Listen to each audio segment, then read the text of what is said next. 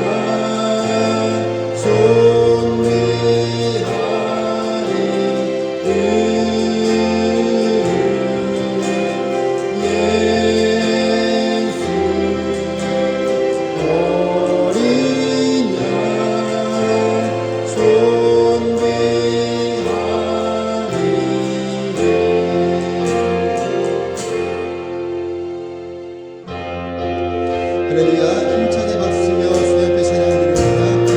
온 마음의 내 영혼, 온 마음의 내 영혼 주님이여, 귀한 영생수 주여 갈망합니다. 그 약속 따라서 힘써 간구하오니 오 주여 내 기도 어서 들어주소서. 예수의 사랑 예수의 사랑 바다 물결같이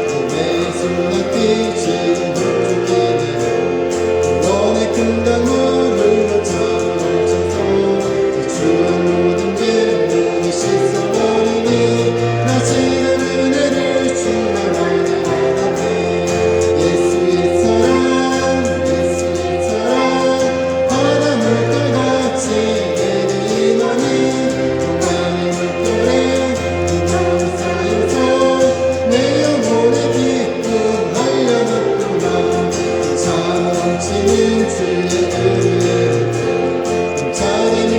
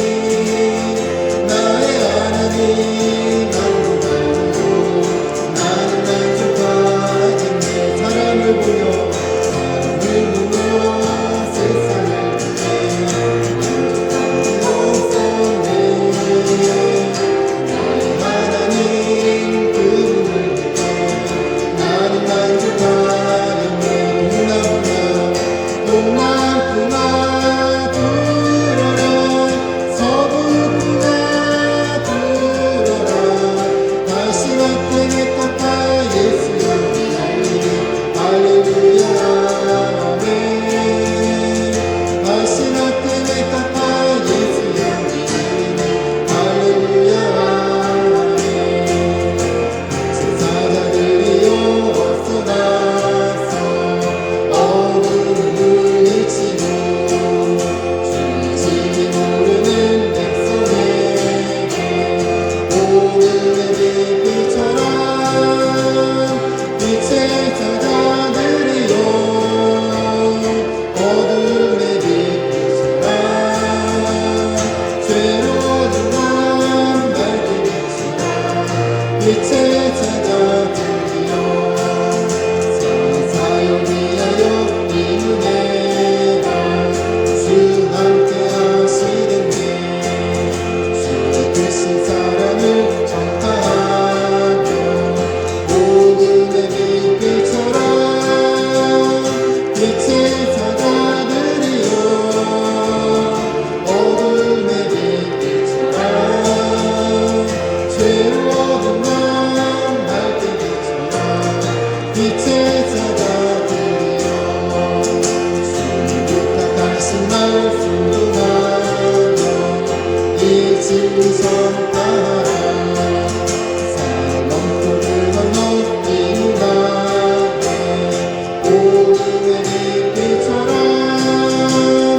빛의 사자들이여 어둠의 빛처럼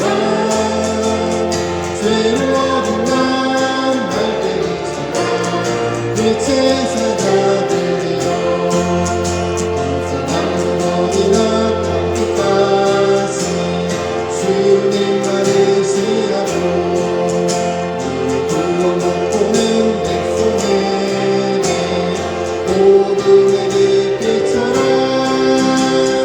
빛의 사자들이여 어둠의 빛처럼 죄로운 맘 밝게 비추라 빛의 사자들이여 쇠신 맡은 우리들 어찌 좋은 친구인지 멋진 되신 분인지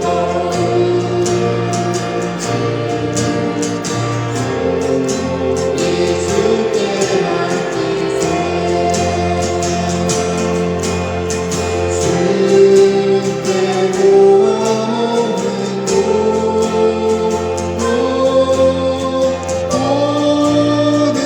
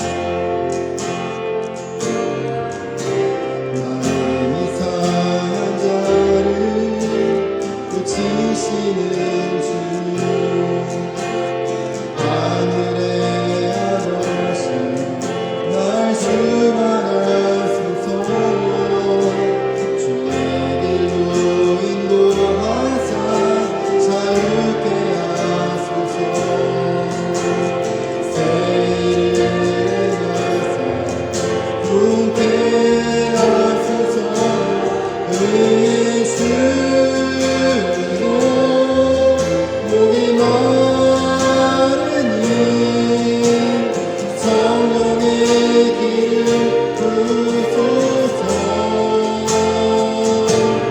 의의 주로 목이 마르니 내 산을 채워주소서.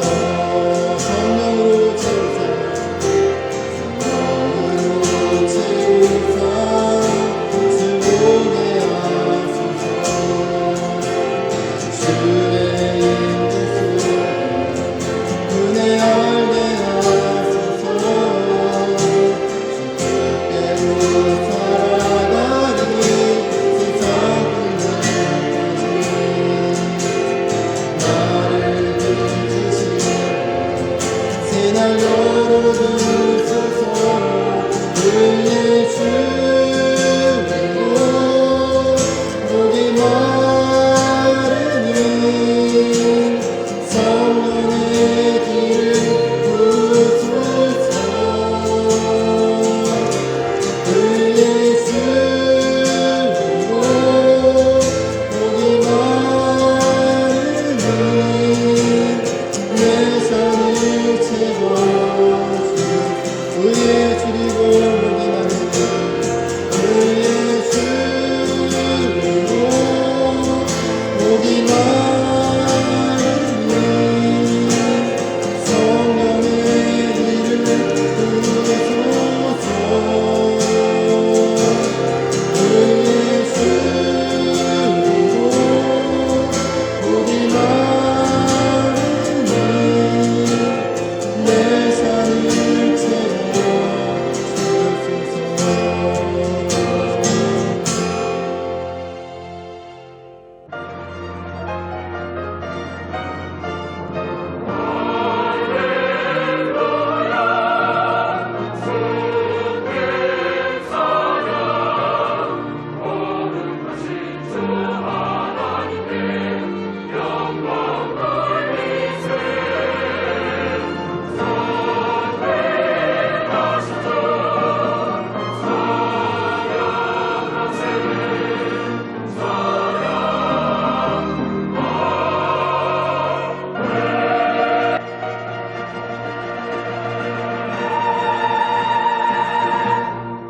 은혜 받으신 하나님 말씀 사도행전 4장 23절에서 31절까지 말씀 함께 읽겠습니다. 사도행전 4장 23절에서 31절까지 말씀입니다.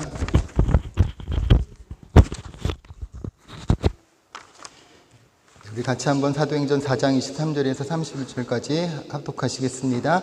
사도들이 노임에 그 동료에게 가서 제사장들과 장로들의 말을 다 알리니 그들이 듣고 한 마음으로 하나님께 소리를 높여 이르되 대주제여 천지와 바다와 그 가운데 만물을 지은 이시오 또 주의 종 우리 조상 다윗의 입을 통하여 성령으로 말씀하시기를 어찌하여 열방이 분노하며 족속들이 허사를 경영하였는고 세상의 군왕들이 나서며 관리들이 함께 모여 주와 그의 그리스도를 대적하도다 하시니로소이다. 과연 헤롯과 본디오 빌라도는 이방인과 이스라엘 백성과 합세하여 하나님께서 기름 부으신 거룩한 종 예수를 거슬러 하나님의 권능과 뜻대로 이루려고 예정하신 그것을 행하려고 이 성에 모였나이다. 주여 이제도 그들의 위협함을 굽어 보시옵고 또 종들로 하여금 담대히 하나님의 말씀을 전하게 하여 주시오며 손을 내밀어 병을 낫게 하시옵고 표적과 기사가 거룩한 종 예수의 이름으로 이루어지게 하옵소서 하더라. 빌기를 다음에 모인 곳이 진동하더니 무리가 다 성령이 충만하여 담대히 하나님의 말씀을 전하니라. 아멘. 할렐루야. 여러분 한 주 동안 평안히 잘 지내셨습니까? 오늘 예배 오신 여러분들을 환영하고 축복합니다. 우리 한번 인사 나눌까요? 하나님께서 당신을 사랑하십니다. 한 번 더 인사 나눌게요. 오늘도 은혜 받고 응답 받고 돌아갑시다 하고 인사 나누겠습니다. 오늘 예배를 통해서도 살아계신 주님의 은혜를 체험하고 우리의 마음에 간구하고 소원하는 모든 기도 제목마다 응답받는 시간이 되시기를 예수님의 이름으로 축원합니다. 네, 벌써 6월이 또 시작이 됐는데요. 6월 한 달 동안도 주님 안에서 건강한 삶, 또 영혼이 잘 되고 범사가 잘 되는 복된 한 해의 한 달의 또 삶이 되시기를 다시 한번 예수님의 이름으로 축원합니다. 저는 오늘 함께 읽은 본문의 말씀을 중심으로 제목 한번 따라해 보실까요? 그들의 위협함을 굽어 보시옵소서. 예, 오늘 그들의 위협함을 굽어 보시옵소서라는 제목으로 잠시 말씀의 은혜를 나누고자 합니다. 여러분, 이솝 우화에 보면요, 때릴수록 커지는 분노의 사과 이야기가 나온다고 해요. 이 내용은 어떤 내용이냐면요, 어떤 사람이 어느 날 산길을 걸어가고 있는데 이상하게 생긴 조그만 사과 하나가 그 앞을 또 놓여 있다라는 거죠. 그래서 이 사람이 하찮게 생긴 이 볼품없는 사과가 자기 길을 또 방해한다라고 생각을 해가지고 기분 나빠서 그 사과를 발로 툭 차버립니다. 그랬더니 이 사과가 길 밖으로 사라지지 않고 오히려 2배로 더 커지는 거죠. 2배로 커지는 모습을 보고 이 사람이 이제는 더 신경질이 나가지고 발로 있는 힘껏 밟아버렸더니 오히려 그 사과가 무릎 높이로 더 커지더라는 거예요. 이번에 또 더 화가 나가지고 들고 있는 몽둥이로 이 사과를 힘껏 내려쳤더니 이제는 그 사과가 더 부풀어 올라가지고 지나가는 산길을 다 막아버려서 오도 가도 못하는 그런 상황에 놓이게 됐다는 겁니다. 이 커져버린 사과가 길을 딱 막아서 오도 가지 못하는 상황에 놓이게 된 그런 상황 가운데 있을 때 이 커져버린 사과로 씨름하는 이 사람에게 한 여인이 나타났는데 그 여인이 노래를 부르면서 사과를 어루만졌더니 그 사과에 부풀어 올랐던 사과가 원래 크기대로 조그맣게 줄어들었다라고 하는 믿거나 말거나 한 이야기가 이솝 우화에 담겨 있다고 합니다. 여러분, 이 이야기의 사과와 같이요, 밟으면 밟을수록 더 힘을 내서 오히려 더 크기가 확산되고 더 크게 더 넓게 번지고 퍼져나갔던 것이 바로 기독교 믿음이라는 것이에요.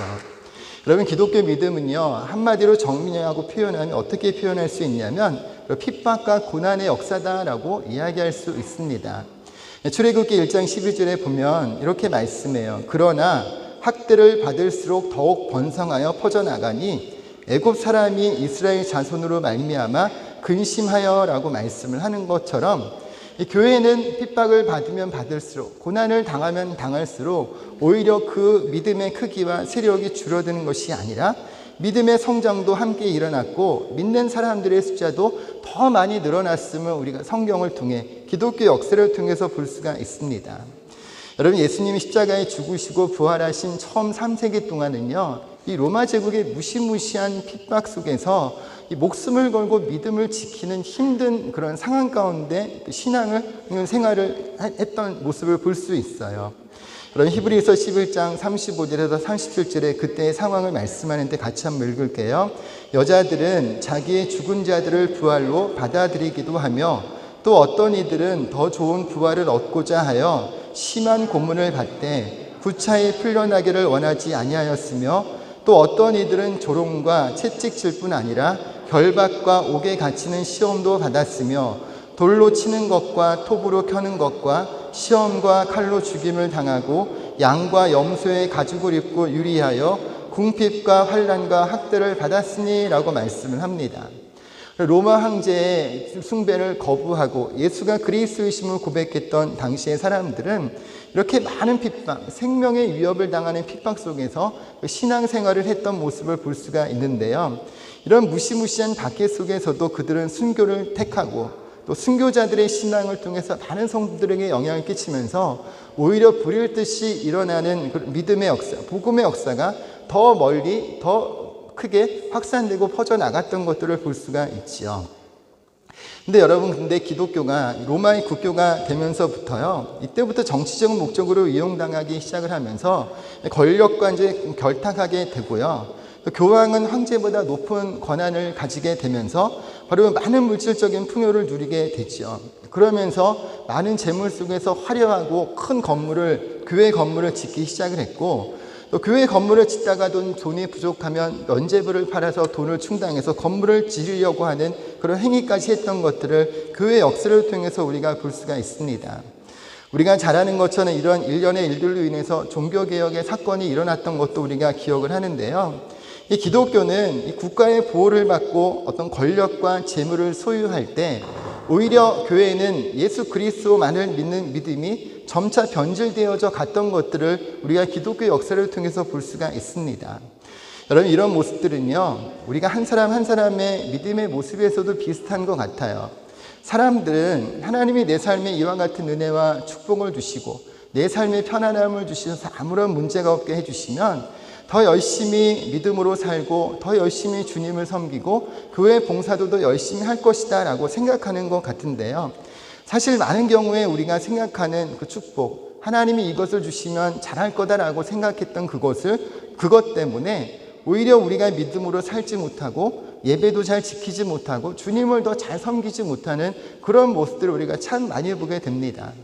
소위 말해서 직장에서도 지위가 높아지고 승진하면 할수록 책임도 많아져서 우리가 주의를 지키기보다는 그 일 때문에 주일의 예배를 우리가 또 잘 지키지 못하고 봉사의 모습도 하지 못하는 그런 모습들을 보게 되기도 하죠.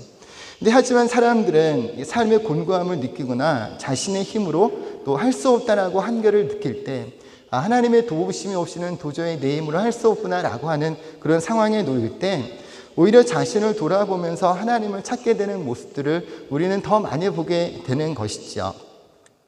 그러면 C.S. 루이스가 쓴 스크루테이프의 편지라는 책에 보면요, 이 책에 노련한 악마였던 스크루테이프가 젊은 악마 웜우드에게 하는 말이 있어요. 읽어드리면, 사람들에게 고통을 준다고 신앙에서 멀어지는 게 아니야. 사람들은 고난을 만나면 자신을 돌아보고 악에서 돌이킬 거야. 그래서 더 열심히 하나님께로 나갈 거야. 오히려 무엇을 하든지 잘 되게 해줘라. 돈도 잘 벌고 인간관계도 좋고 자녀들도 잘 되어 걱정거리가 없으면 사람들은 교만해질 거야. 내가 하면 뭐든지 된다고 여겨 누구의 말도 듣질 않아. 그래서 인생의 성공이 곧 영혼의 성공이라고 착각하게 될 거야 라고 하는 그런 얘기가 담겨 있습니다. 그러니까 노련한 마귀였던 이 스크루테이프가 이제 이 젊은 웜우드에게 또 일종의 어떤 사람들을 꼬이는 그리스도인들을 무너뜨리는 지혜를 전달하는데, 오히려 삶의 편안함을 누리고 또 평안함을 얻을 때 사람들은 영적인 나타남에 빠져서 하나님께로부터 오히려 멀어지게 되는 모습을 또 나타낸다고 하는 얘기를 또 이렇게 이야기하고 있는 것이죠. 여러분, 시편 119편 71절에 이런 말씀이 있어요. 고난당한 것이 내게 유익이라 이로 말미암아 내가 주의 율례를 배우게 되었나이다 라고 말씀을 합니다. 여러분, 우리가 삶의 편안함이 있을 때 영적인 나타남에 빠지는 것이 아니라 이 모든 것이 하나님의 은혜이구나, 또 우리의 자녀들에게 또 축복하시고 내 삶에 건강도 주시고 또 물질도 주시고 이런 편안함을 누리게 하신 것은 전적인 하나님의 은혜이구나 라고 감사할 수 있는 그런 삶의 태도를 가져야 하고요. 또 우리가 삶에 또 때때로 어려움을 겪을 때는 하나님의 도우심이 없이는 내가 도저히 인생의 문제를 해결할 수 없구나라는 믿음으로 하나님께 간구할 수 있고 또 하나님께 또 도움을 의탁할 수 있는 믿음의 태도를 갖는 것이 우리들이 그리스도의 신앙에서 중요한 모습이라고 하는 것이지요. 여러분, 삶의 편안함이 있을 때 하나님의 은혜임을 또 기억하고 감사하는 삶을 살고, 삶의 연약함이 있을 때 마음이 무너지는 것이 아니라 담대히 더욱더 주님을 찾고 기도하고 간구하는 그리스도인들이 되시기를 다시 한번 예수님의 이름으로 축원합니다. 오늘 본문의 말씀 바로 그런 내용을 담고 있지요. 바로 사내들인 공회에서 재판을 받은 베드로와 요한 사도가 풀려난 후에 동료들에게 가서 자신들이 겪은 일들에 대해서 또 이야기하는 것으로 시작하는 것을 볼 수 있어요. 그런데 오늘 이 베드로와 요한 사도의 이야기를 들은 사람들이 여러분 어떻게 반응을 해요? 하나님께 같은 마음을 가지고 더 큰 목소리로 하나님께 기도하는 내용이 오늘 본문의 말씀에 나오는 것을 볼 수가 있습니다. 이 말씀을 통해서 우리는 바로 기독교가 박해를 받으면 받을수록 더 성장하고 더 복음의 역사가 많이 나타났던 이유를 찾을 수가 있고요. 그리고 더불어 우리도 그리스도인으로서 이 땅의 삶을 살아갈 때, 그리스도인으로서 생각하지 못한 삶의 위기를 만날 때 과연 우리는 어떤 믿음의 태도를 가지고 우리가 그리스도인으로서 이 땅의 삶을 살아야 될지를 말씀하고 있는 내용이기도 합니다. 오늘 본문의 말씀을 통해서 다시 한번 주님이 우리에게 무엇을 말씀하시는지 살펴보고 우리가 무엇을 깨달아야 되고 우리의 삶에 무엇을 어떻게 적용해야 될지를 잠시 한번 생각해 보면서 우리 말씀 속에서 우리에게 또 들려주시는 주님의 음성을 듣는 귀한 시간 되시기를 예수님의 이름으로 축원합니다. 첫 번째로 우리에게 말씀하는 것은 바로 한번 따라해 보실까요? 믿음의 동역자를 만듭시다. 23절에 보면요, 이렇게 말씀해요. 사도들이 노임에 그 동료에게 가서 제사장들과 장로들의 말을 다 알리니라 라고 말씀을 합니다. 사내들인 공회에서 재판을 받고 풀려난 베드로와 요한 사도가 제일 먼저 석방된 후에 어디로 달려가요? 바로 기도하던 성도들이 모인 곳으로 찾아갔어요. 이 성경에서는 바로 동료에게 갔다라고 표현을 하는데요, 동료로 번역된 탈라와 이디오스는 단순하게 어떤 성도들의 집단 정도를 말하는 것이 아니라 가족은 아닌데 가족 이상의 관계, 아주 끈끈한 인도 관계를 형성한 그룹에 쓰이는 단어가 바로 이 이디오스라고 하는 단어라고 합니다. 그러니까 요즘 말하는 또 이웃 사촌이라고 해가지고 또 먼 형제보다 가까운 이웃이 더 또 친근하고 또 친밀하다라고 그렇게 표현하는 것처럼 이 동료는 이렇게 가족은 아니지만 예수 그리스도 안에서 믿음 안에서 서로를 깊이 생각하고 위하여 중보하고 기도하고 격려하며 또 같이 믿음을 세워가는 그런 또 주님 나라 안에서 한 공동체를 형성해 나가는 그룹을 바로 동료라고 표현하고 있는 것이지요. 이들은 어떤 사람이냐면 베드로와 요한이 옥에 갇혀 있을 때 또 그 풀려나기를 기도에 힘썼던 사람들이에요. 사도행전 12장의 말씀에 보면 헤롯 왕이 기독교인들을 박해하는 그런 장면이 나오는데 그때 이 베드로도 감옥에 갇히는 내용이 나오는데요, 사람들이 바로 이때도 베드로가 감옥에서 풀려나기를 위해서 간절히 기도했던 사람들이 바로 이 동료들입니다. 근데 여러분, 오늘 본문의 말씀에서 베드로와 요한이 이 동료들에게 와서 제일 먼저 하고 있는 이야기가 무엇일까요? 바로 말씀에 보니까 제사장과 장로들의 말을 다 알렸다고 말씀을 해요. 여러분, 제사장과 장로들의 말이 뭐예요? 바로 18절의 말씀에 읽어보면 그들을 불러 경고하여 도무지 예수의 이름으로 말하지도 말고 가르치지도 말라 하니라고 말씀을 합니다. 그러니까 무슨 얘기냐면 사내들인 공의회에서 예수 그리스도의 이름으로 치유의 역사가 나타난 것을 또 베드로 사도가 담대하게 선포를 하는데 그것을 싫어했던 사내들인 공회의 제사장과 장로들이 예수의 이름으로 말하지도 말고 또 전도도 하지 말라고 그렇게 금지시키는 내용을 보게 되죠. 이 사내들인 공회가 기독교 박해를 시작했고 복음 사역을 금지시켰다고 하는 그 이야기를 바로 이 동료들에게 베드로 사도가 하고 있는 것을 볼 수가 있습니다. 근데 여러분, 이 베드로와 요한이 동료들에게 두려움을 주면서 야, 상황이 이러하니까 우리가 좀 조심하자, 우리가 잡혀서 괜히 고초당하지 않게 숨어 있자, 좀 찌그러져 있자라고 그렇게 말하는 것이 아니라 이 베드로와 요한은 이와 같은 장로들과 제사장의 이야기를 하면서 무엇을 심어주냐면 그럼에도 불구하고의 신앙을 심어주는 것을 볼 수가 있어요. 다시 말해서 상황이 이렇다, 지금 우리가 전하는 예수 그리스도를 전하지 못하도록 유대교에서 우리를 이 복음 사역과 전도 사역을 방해하고 금지시키고 있다. 하지만 그럼에도 불구하고 우리가 더욱더 예수님을 바라보며 예수님께서 우리에게 명령하신 것을 더욱 힘써 지키자고 서로를 격려하며 용기와 소망을 주고 있는 것을 볼 수가 있습니다. 여러분, 이것을 어떻게 알 수 있냐면요, 베드로와 요한의 이야기를 들은 이 동료들의 반응을 보면 알 수가 있어요. 24절에 어떻게 말씀해요? 그들이 듣고 한 마음으로 하나님께 소리를 높여 이르되 라고 말씀을 하고 있죠. 베드로의 이야기를 들었던 그들이 불안해하면서 야, 우리가 예수 믿었는데 이런 핍박을 받아 라고 하면서 불평과 원망의 소리가 막 쏟아져 나오는 것이 아니라 우리가 상황이 이런데 그럼 우리가 어떻게 피할까, 어디로 도망갈까 라고 하는 것들을 찾는 것이 아니라 오히려 그들은 하나님께 한 마음으로 더 큰 목소리로 기도를 시작했다고 말씀을 하고 있어요. 여러분이 이 말씀에서 우리는 이 교회 공동체라고 하는 것이 어떤 공동체가 되어야 되는지를 우리에게 또 가르쳐주고 있습니다. 여러분, 첫 번째는 뭐예요? 서로를 위해서 중보하며 기도하는 공동체가 되어야 되고요. 또 한 가지는 서로를 격려하고 용기와 믿음과 소망을 심어주는 공동체가 되어야 함을 우리에게 말씀을 하고 있는 것입니다. 여러분 야고보서 5장 13절에서 16절 말씀 우리 쉬운 성경으로 같이 한번 읽을게요.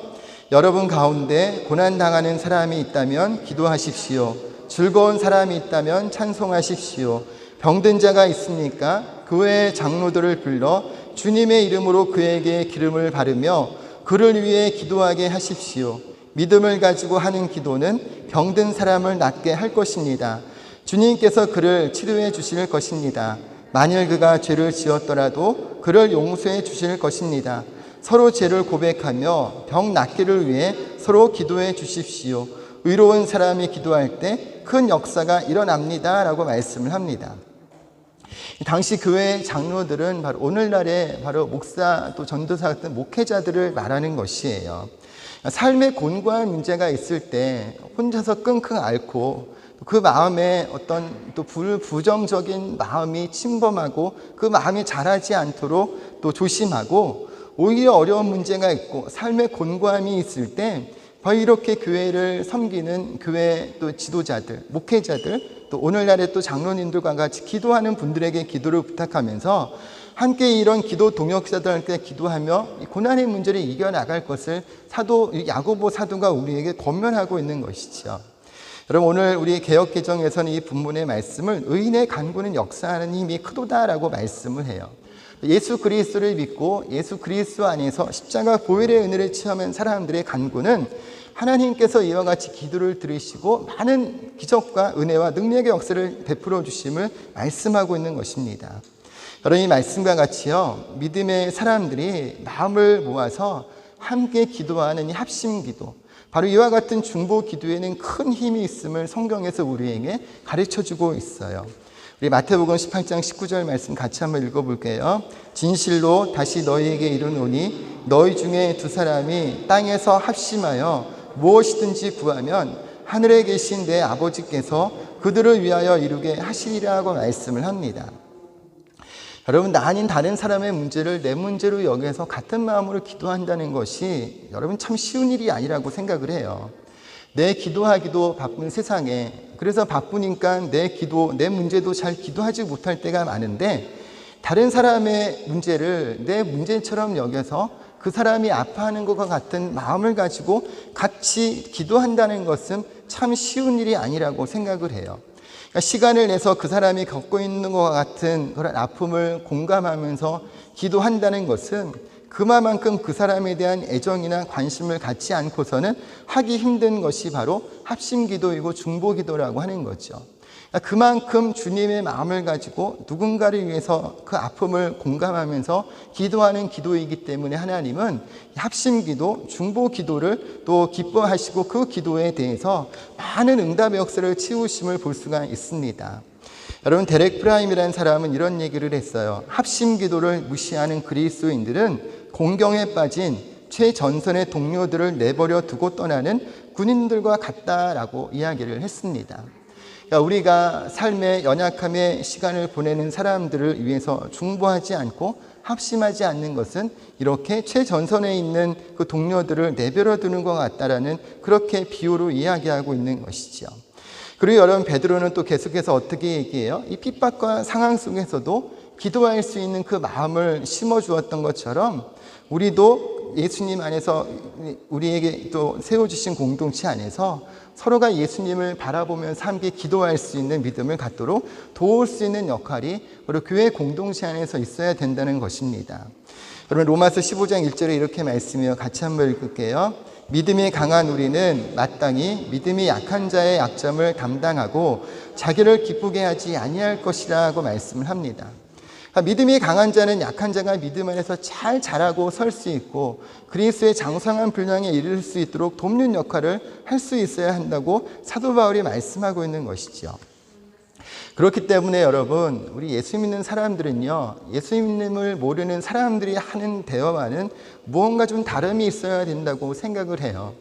우리도 세상 속에 살기 때문에 세상에서 일어나는 일들에 대해서 관심이 있고 그 관심사에 대한 이야기를 나누고 지혜를 나누는 것도 필요하기도 하지만 결국 그리스도인의 대화는 그 서로의 대화 속에서 그리스도를 발견할 수 있고, 바로 어떠한 상황에 있던지 간에 다시 예수님을 바라보면서 다시 믿음의 경주로 나아갈 수 있도록 서로를 힘과 용기와 소망을 북돋아줄 수 있는 아름다운 그리스도인의 대화가 또 있어야 한다고 하는 것입니다. 제가 이 한국에 마지막으로 사역했던 곳에 있었던 그곳에 또 아는 집사님 한 분이 최근에 또 교회, 또 여의도 교회 신문에 또 간증문을 올린 것을 제가 또 봤는데요. 내용을 좀 말씀드리면 이런 내용이더라고요. 2019년 12월에 남편이 또 이 집사님이 이제 출근해 있는데 아들로부터 전화가 오기를 남편이 교통사고를 당해서 중환자실에 있다는 그런 연락을 받았다고 합니다.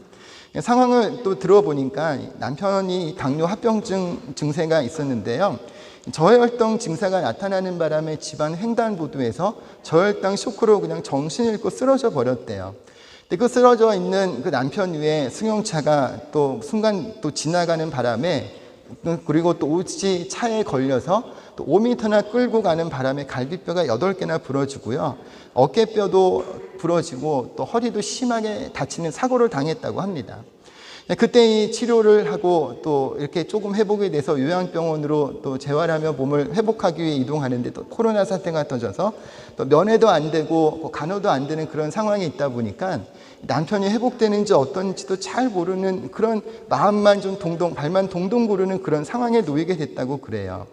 근데 그때 또 교구 목사님과 함께 있는 그 교구 성도들에게 기도 부탁을 하고 요청을 하면서 또 하나님의 은혜 가운데 다행히 이 집사님이 잘 회복에 있어서는 체온을 하게 됐는데요.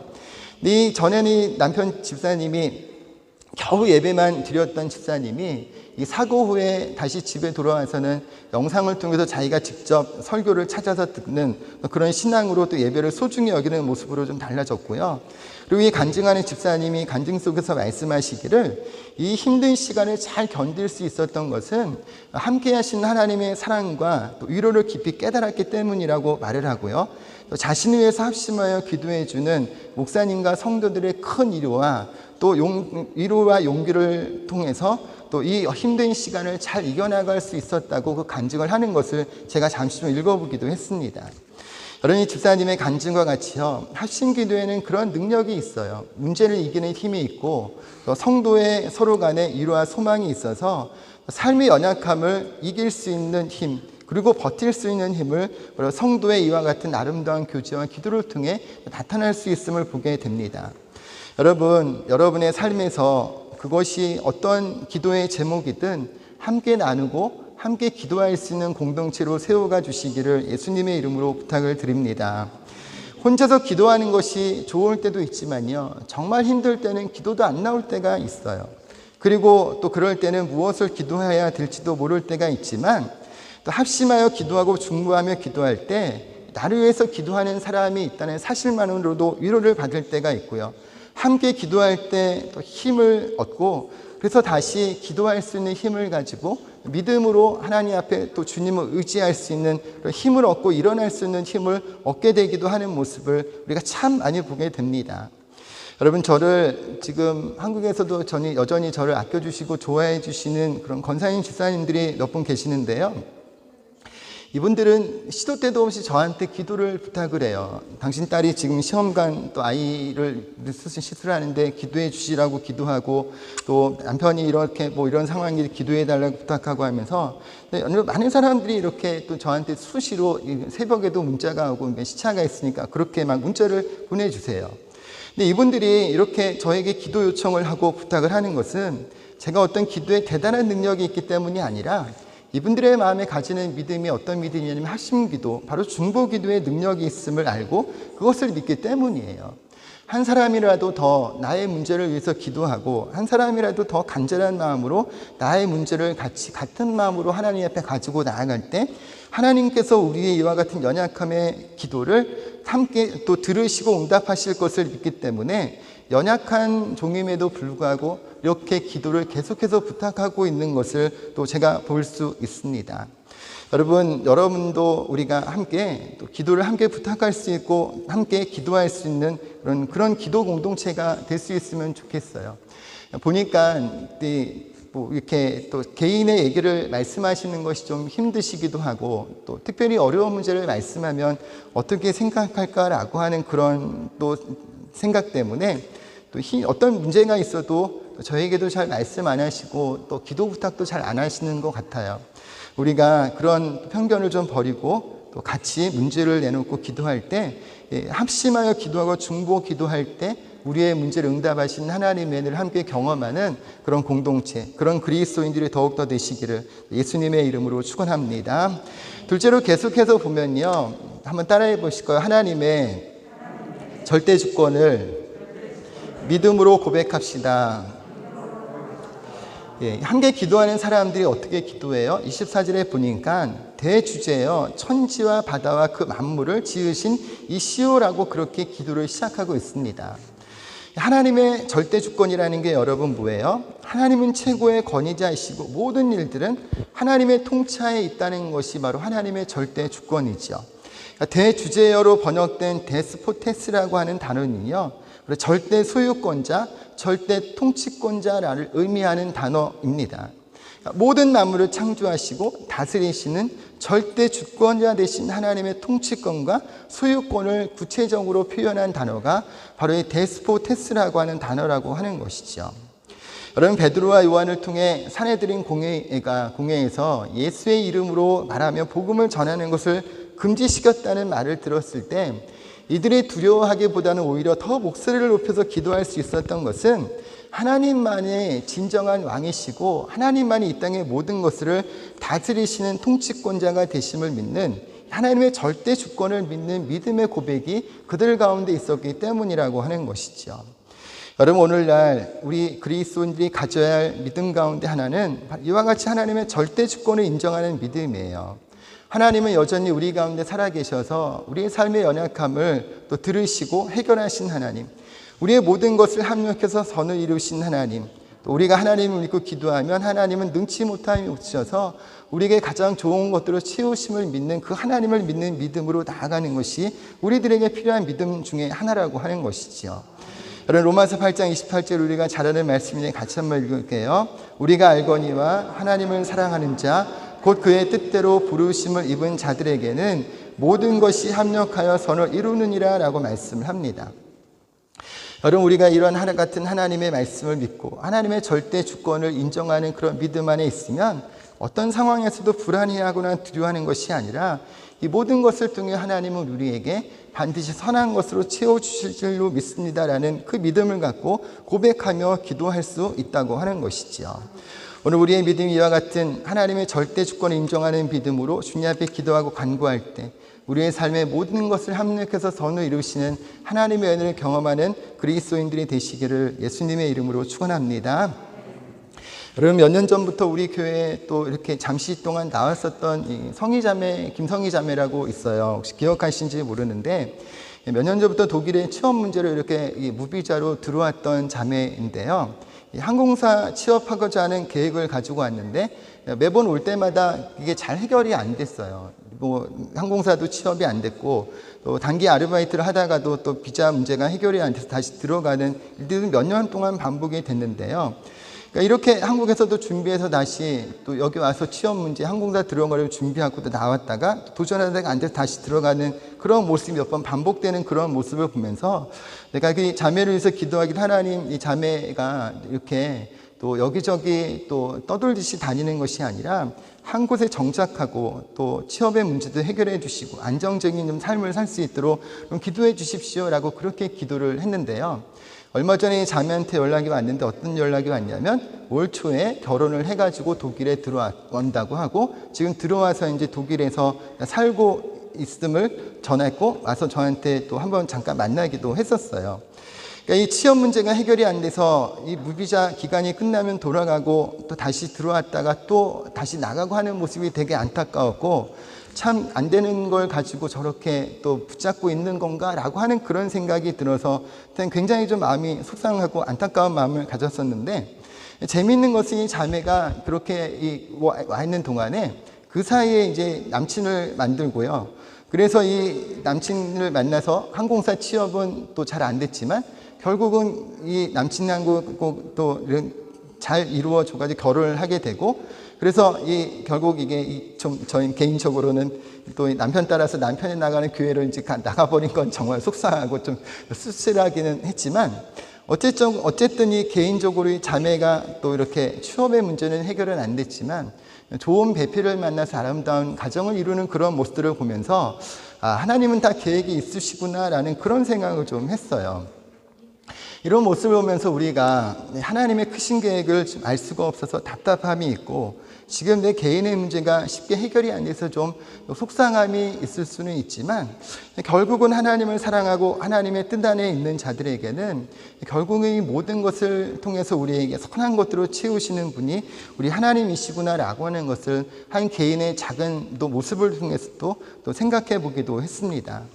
여러분, 우리도 우리의 일상의 삶에서 가장 작은 것에서부터 또 큰 문제까지도 하나님의 절대 주권을 인정하면서 하나님의 행하신 일들을 기대하며 소망 안에 간구하고, 그 기도와 간구를 통해 응답하신 하나님의 은혜를 경험하는 그리스도인들 되시기를 다시 한번 예수님의 이름으로 축원합니다. 마지막 세 번째로 한번 따라할까요? 하나님이 함께 하심을 믿음으로 담대하게 맞서라. 29절에서 30절에 보면 주여 이제도 그들의 위협함을 굽어보시옵고 종들로 하여금 담대히 하나님의 말씀을 전하게 하여 주시오며 손을 내밀어 병을 낫게 하시옵고 표적과 기사가 거룩한 종 예수의 이름으로 이루어지게 하옵소서 하더라고 말씀을 합니다. 사람들이 대주제 되신 하나님을 부르짖으면서 세 가지 기도의 내용을 고백하고 있죠. 여러분 뭐예요? 29절에 그들의 위협함을 굽어보시옵고 담대히 하나님의 말씀을 전하게 하여 주시며 손을 내밀어 병을 낫게 하시옵고 표적과 기사가 거룩한 종 예수의 이름으로 이루어지게 하옵소서라고 하는 세 가지 기도를 드리는 것을 볼 수가 있습니다.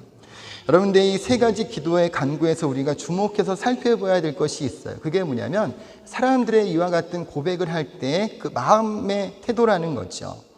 여러분, 굽어보시옵고 라고 하는 말은 어떤 의미냐면 이 고난을 당하지 않게 해주십시오 라고 하는 의미가 아니에요. 하나님의 고난을 가져다 주게 하는 저 원수 같은 인간들을 처리해 주십시오 라고 하는 말을 하는 것도 아니에요.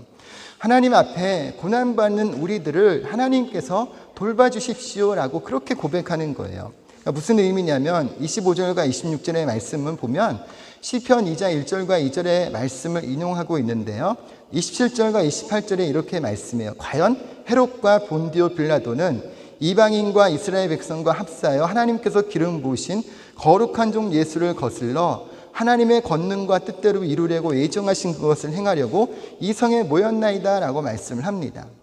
그러니까 사람들은 원망과 불안한 가운데서 고난의 문제를 겪지 않게 해달라고 기도하는 것이 아니라, 그런 마음으로 간구하는 게 아니라, 지금 시편의 말씀을 인용하면서요, 그들이 예수 그리스도를 대적하는 것이 당연한 것처럼 지금 이 시대에 바로 헤롯과 본디오 빌라도가 이방인들과 또 이스라엘 사람들과 합세해서 하나님께서 보내신 예수님을 대적하고 또 하나님의 권능과 뜻대로 이루려고 예정하신 것을 행하려고 이 성에 모였다고 하는 것은 바로 이렇게 그리스도인들이 당시에 예수 그리스도를 믿고 예수를 전함으로 인해 고난 당하는 그런 문제들, 그들이 이렇게 예수님을 대적하는 것은 성경에 이미 기록되어져 있고 하나님께서 예정하신 일이다라고 하는 그런 고백을 하고 있는 거예요. 그러니까 이들이 하는 기도는 고난을 없이 해달라고 기도하는 것이 아니라 자기들이 당하는 고난은 하나님께서 미리 예정하신 것임을 알고 있고 믿기 때문에 그 고난을 극복할 수 있도록 돌봐달라고 기도할 뿐만이 아니라, 그럼에도 불구하고 그 고난 중에서도 담대하게 하나님의 복음을 전할 수 있게 해주십시오라고 하나님께 기도하고 있는 것입니다. 여러분, 기독교 역사가 이 핍박의 역사에도 불구하고 복음이 전파될 수 있었던 이유가 바로 여기에 있어요. 고난을 두려워하거나 도망가거나 고난을 없이 해달라고 하는 것이 아니라 절대 주권자 되신 하나님이 이 또한 예정한 일이기 때문에 하나님 앞에 담대하게 고난에 맞서서 또 이길 수 있는 힘을 달라고 고백하고요. 그러면서 하나님의 복음을 전했기 때문에 모든 핍박과 환난 속에서도 복음의 역사가 크게 확산될 수 있었음을 볼 수가 있습니다. 바로 그때 하나님께서 사도들을 통해서 많은 병든 자들을 치료케 하셨고 고침받게 하셨고 예수 그리스도를 믿게 했던 역사가 이 사도행전의 역사에 나타나는 것을 볼 수가 있죠. 여러분, 오늘날 우리의 신앙에서 약간 좀 또 이 핀트가 어긋난 신앙의 모습 가운데 한 가지가 뭐냐면요, 이렇게 삶의 어려움이 있을 때 우리가 하나님의 사랑을, 근본적인 존재와 사랑을 의심하는 거예요. 우리가 삶에 좀 어려움이 있으면 우리가 예수 믿어도 소용이 없네, 나의 예배 드리고 또 주님을 섬겨도 내 삶에 얻어지는 유익이 없네 라고 하는, 나에게 어떤 이익이 없는 믿음, 또 내가 원하는 것이 이루어지지 않을 때 우리의 믿음이 헛된 것이라고 생각하는 것이 우리의 어떤 믿음 안에서 가진 핀트가 어긋난 신앙의 모습이라는 거죠. 그래서 여러분이 실제로 이런 일을 겪을 때마다 어때요? 많은 사람들이 믿음의 경주를 포기하고 벗어나고 오히려 하나님으로부터 멀어져 있는 삶을 살아갈 때가 참 많이 있음을 보게 돼요. 하지만 오늘 이 사도들과 함께 기도하는 사람들은 어떻게 기도해요? 바로 하나님이 이 모든 것도 하나님 예정하신 이름을 믿고 담대하게 고난의 문제, 또 그들을 핍박하는 사람들과 함께 하나님이 주신 힘으로 담대히 싸워서 또 담대히 주님의 복음을 전하는 모습을 볼 수가 있습니다. 여러분, 하나님은요, 바로 예수 그리스도를 이 땅에 보내주셔서 십자가에서 승리케 하셨고 모든 죽음, 저주, 사망, 가난, 또 질병의 권세를 깨뜨리셨다고 우리에게 말씀을 하고 있습니다. 특별히 예수님께서 요한복음 16장 33절에 이렇게 말씀하죠. 이것을 너희에게 이르는 것은 너희로 내 안에서 평안을 누리게 하려 함이라. 세상에서는 너희가 환난을 당하나 담대하라. 내가 세상을 이기었노라 하고 말씀을 합니다. 바로 예수님께서 십자가에 달려 죽으시고 부활하심으로 인해 세상을 이기셨고, 이제는 예수 그리스도 안에 있는 우리들이 예수님을 믿고 예수님을 말씀을 따라 행하는 가운데서 때때로 환난을 당하는 경우도 있지만 주님이 우리에게 말씀하시기를 담대하라고, 주님이 세상을 이기었기 때문에 우리도 이길 것임을 말씀하고 있는 것이죠. 여러분, 예수 승리 내 승리고 예수 부활이 내 부활이 되는 은혜를 얻게 되시기를 예수님의 이름으로 축원합니다. 예수님 십자가 부활의 은혜를 통해서 악한 마귀의 싸움에서 승리하셨기 때문에 우리가 이 세상 가운데서 예수님을 믿는 믿음으로 어떠한 상황에서도 담대히 맞서 싸울 수 있는 이유는 십자가의 승리가 바로 나의 승리가 되기 때문임을 성경에서 우리에게 말씀을 하고 있죠. 오늘 우리의 인생과 삶에서 때때로 어려움이 있다고 할지라도 그것 때문에 낙심하거나 무너지는 것이 아니라 예수님 주시는 부활의 능력, 십자가의 승리 역사를 통해서 담대히 싸워서 믿음으로 나아가고 하나님 약속하신 축복의 주인공, 또 우리의 작은 삶을 통해 주님의 복음을 전하는 복음의 증인으로 이 땅의 삶을 더욱더 힘있게 살아가는, 밟으면 밟을수록, 문제가 생기면 생길수록 더욱더 힘을 내고 믿음이 자라고 또 주님의 나라를 힘있게 세워가는 또 그리스도인들, 또 성령에 충만한 하나님의 자녀들이 되시기를 다시 한번 예수님의 이름으로 축원합니다. 잠시 한번 기도하겠습니다. 좋으신 하나님 감사합니다. 오늘도 우리가 주님 사도행전의 말씀을 함께 묵상하며 나눌 수 있도록 은혜 베풀어 주심을 감사합니다. 오늘 우리가 주님 앞에 예배할 때 성령의 충만함을 체험케 하여 주옵소서. 우리의 기독교 역사를 살펴보면 핍박과 환난이 있으면 그럴수록 더욱더 그들은 믿음에 서고 주님께 부르짖음으로 인해서 바로 이와 같이 복음의 역사가 더 크게 확산되었음을 우리가 잘 또 다시 한번 살펴봅니다. 오늘도 우리가 이 땅 가운데서 예수 그리스도를 믿으면서 살아갈 때 때때로 삶의 연약함이 있고 문제가 있다고 할지라도 절대 주권자 되신 하나님, 그 하나님을 온전히 인정하고 그 하나님을 믿는 믿음 안에서 살게 하여 주실 때 모든 것을 합력해서 선을 이루시는 하나님을 바라보 믿으며 하나님이 주시는 힘으로 담대히 맞서 또 싸워서 나갈 때 승리케 하신 하나님의 은혜가 우리의 삶과 우리의 교회와 우리의 가정과 모든 범사 가운데 나타날 수 있도록 주님 은혜를 다하여 주옵소서. 오늘도 주의 성령을 의지하고 믿음으로 고백하고 간구하며 나아가기를 원합니다. 모든 기도와 간구가 주님 앞에 연락되게 하시고 특별히 우리가 주님 앞에 함께 중보하고 합심하여 기도할 때 우리 합심 기도를 통해 역사하시는 주님의 능력의 역사가 우리들 가운데 나타나는 복된 시간 되게 하여 주옵소서.